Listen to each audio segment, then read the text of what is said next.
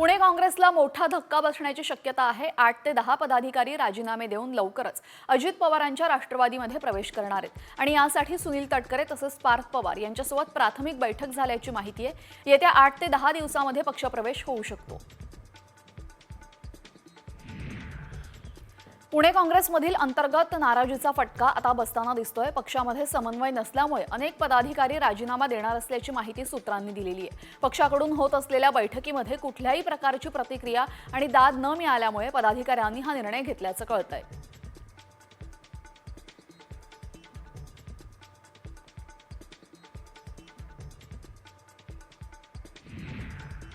पालघर जिल्ह्याचे पालकमंत्री आणि वनमंत्री गणेश नाईक यांचा आज ठाण्यामध्ये जनता दरबार होतोय।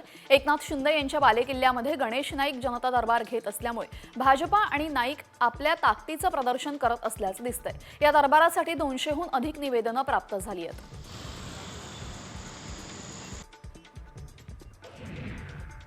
राज्यामध्ये महसूल विभागातील सुनावण्या घेताना आता एआयचा वापर करण्यात येणार असल्याची महत्त्वाची घोषणा महसूल मंत्री चंद्रशेखर बावनकुळे यांनी केलेली आहे। सुनावण्यांमध्ये एआय अतिशय उपयोगी ठरणार असून निकालपत्रासाठी एआयची मदत घेऊ असं बावनकुळे म्हणाले।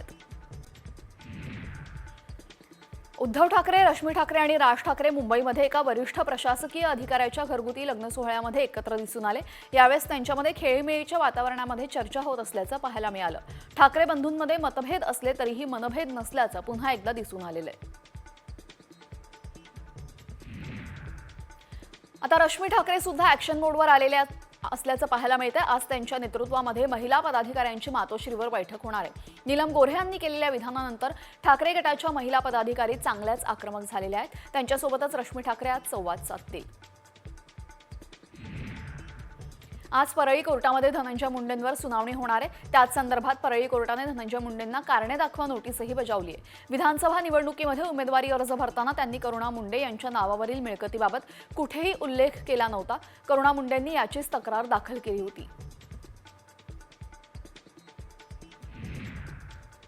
राज्याचे कृषी मंत्री माणिकराव कोकाटे यांच्या अपिलावर आज महत्त्वपूर्ण सुनावणी होणार आहे। कोकाटे यांची शिक्षा कायम राहणार की त्यांना दिलासा मिळणार याचा फैसला आज होण्याची शक्यता आहे। अत्यल्प उत्पन्न दाखवून मुख्यमंत्री कोट्यातनं सदनिका लाटल्याप्रकरणी कोकाटे यांना कनिष्ठ न्यायालयाने 2 वर्षांची शिक्षा आणि 50,000 रुपये दंड ठोठावला आहे।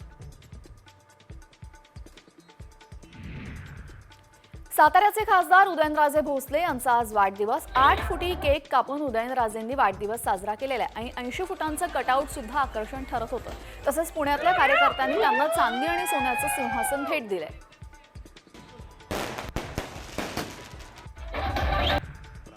प्रशासनामध्ये पारदर्शकता, प्रामाणिकपणा आणि शिस्त आणण्यासाठी सर्व ते प्रयत्न करा असे आदेश पंतप्रधान नरेंद्र मोदींनी मुख्यमंत्री देवेंद्र फडणवीसांना दिलेले।